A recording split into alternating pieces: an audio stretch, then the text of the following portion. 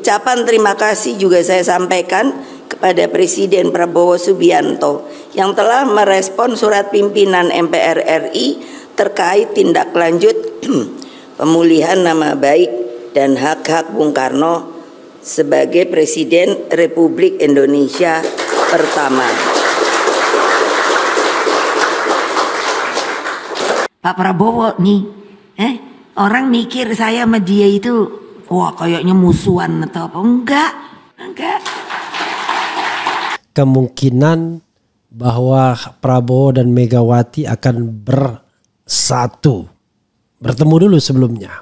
Itu artinya PDIP akan ikut dalam barisan di istana yang baru ini.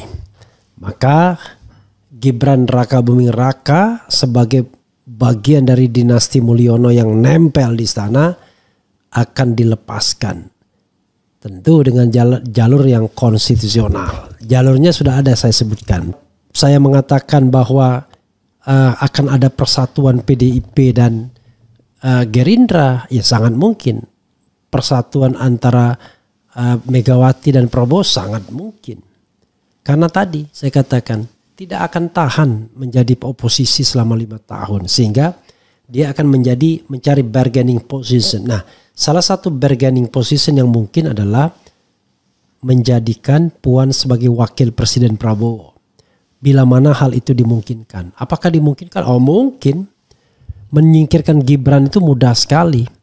Kalau semua partai politik dikuasai oleh Prabowo, lalu mereka mencari alasan untuk menghilangkan atau mengimpeach Gibran, mudah sekali. Ini tidak masuk akal. Tapi saya jelaskan dulu duduk perkaranya. Untuk itu, dan inilah yang paling mengejutkan, Gibran harus diturunkan. Pemberhentian itu memang harus dilakukan secara konstitusional. Tapi bagi Refli, penyingkiran Gibran bukanlah hal yang sulit. Kalau Prabowo bisa mengkonsolidasi semua partai politik. Mereka bisa bersama-sama melakukan impeach terhadap Gibran. Menyingkirkan Gibran bisa saja dengan isu fufu fafa. Kalau korupsi sih pembuktiannya kan susah. Jadi yang lebih mungkin diangkat adalah isu fufu fafa sebagai tindakan tercela. Bagi Refli dalam hal ini Prabowo tidak perlu memikirkan pandangan Jokowi karena Jokowi sudah tidak lagi berpengaruh. Refli juga mengatakan, kalau PDIP memang bergabung dengan Prabowo yang berpotensi jadi oposisi adalah Anies Baswedan. Kalau benar dia memang akan membentuk partai baru.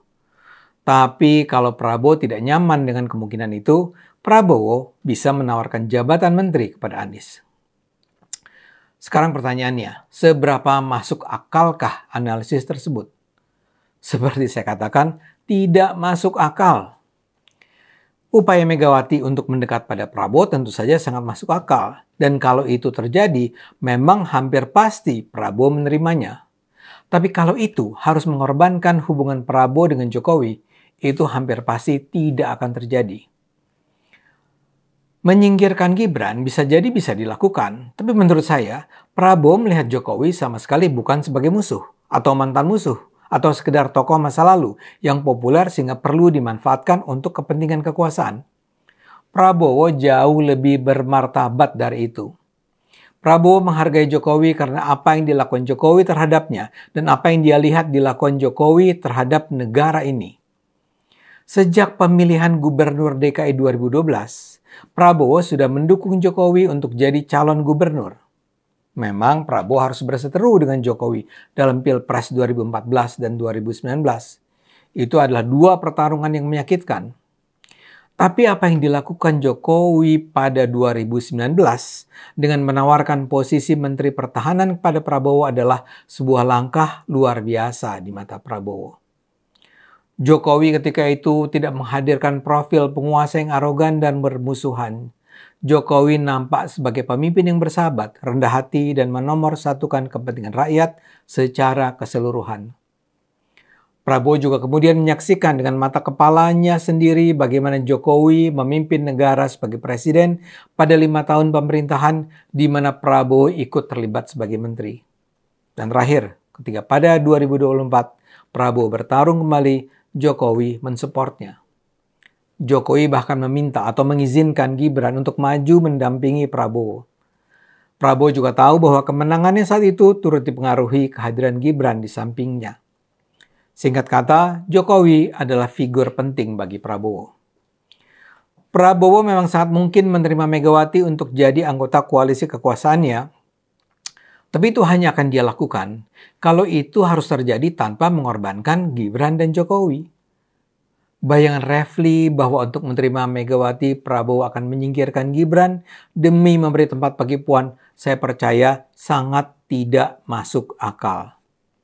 Coba saja kita lihat relasi kekuasaan Prabowo dan Megawati. Megawati adalah pihak yang membutuhkan dan Prabowo adalah pihak yang dibutuhkan. Prabowo tidak perlu menawarkan apapun pada Megawati bila Megawati mau bergabung. Justru Megawati yang harus menunjukkan manfaat apa yang akan diperoleh Prabowo agar sang presiden mau menerimanya. Prabowo berada di titik yang kuat, Megawati berada di titik yang lemah. Jadi Megawati mungkin saja masuk dalam koalisi kekuasaan Prabowo, tapi jangan pernah bayangkan itu akan mengurangi rasa hormat Prabowo pada Jokowi.